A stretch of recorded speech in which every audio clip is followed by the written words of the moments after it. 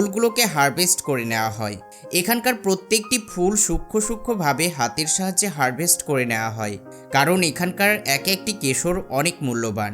কারণ 1 কিলো কেশর তৈরি করার জন্য মোটামুটি 1,30,000 থেকে 1.5 লাখ ফুলের প্রয়োজন হয়। সর্বপ্রথম এই ফুলগুলোকে ওয়্যারহাউসে নিয়ে এসে সেখান থেকে কেশরগুলোকে আলাদা করে নেওয়া হয় এবং সেগুলোকে যত্ন করে রেখে দেওয়া হয়, কারণ 1 কিলো কেশরের দাম মার্কেটে প্রায় 3 লাখ টাকা। এতক্ষণ আপনাদেরকে ইনডোর ফার্মিং প্রসেস দেখানো হলো।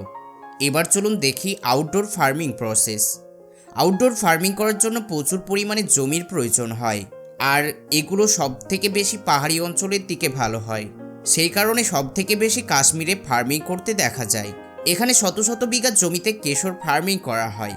সর্বপ্রথম যেই জায়গায় কেশর ফার্মিং করা হবে সেই জায়গাটিকে ভালোভাবে ট্রাক্টর দিয়ে চষে নেওয়া হয়। তারপর জমি উপযুক্ত হয়ে গেলে লেবার দিয়ে কেশরের বীজ লাগিয়ে দেওয়া হয়। তারপর মোটামুটি 2 মাস পর্যন্ত ওয়েট করা হয়। তারপর প্রত্যেকটি গাছ বেরিয়ে যায় এবং প্রত্যেকটি গাছে ফুল ফুটতে শুরু করে। তার সাথে সাথে কেশর যখন সমস্ত জমিতে ফুল ফুটে যায় তখন জমি দেখতে ঠিক এই রকম লাগে। আর এটা কতটা সুন্দর সেটা আপনারা দেখে বুঝতেই পারছেন। এই সমস্ত জমিতে কেশরের ফুলগুলোকে হারভেস্ট করার জন্য বেশিরভাগ সময় মহিলাদের দিয়েই কাজ করানো হয়, কারণ এই কাজ বসে বসে অনেকটা সময় ধরে করতে হয়, আর সেই কারণে বেশিরভাগ মহিলা ওয়ার্কার দিয়েই করানো হয়।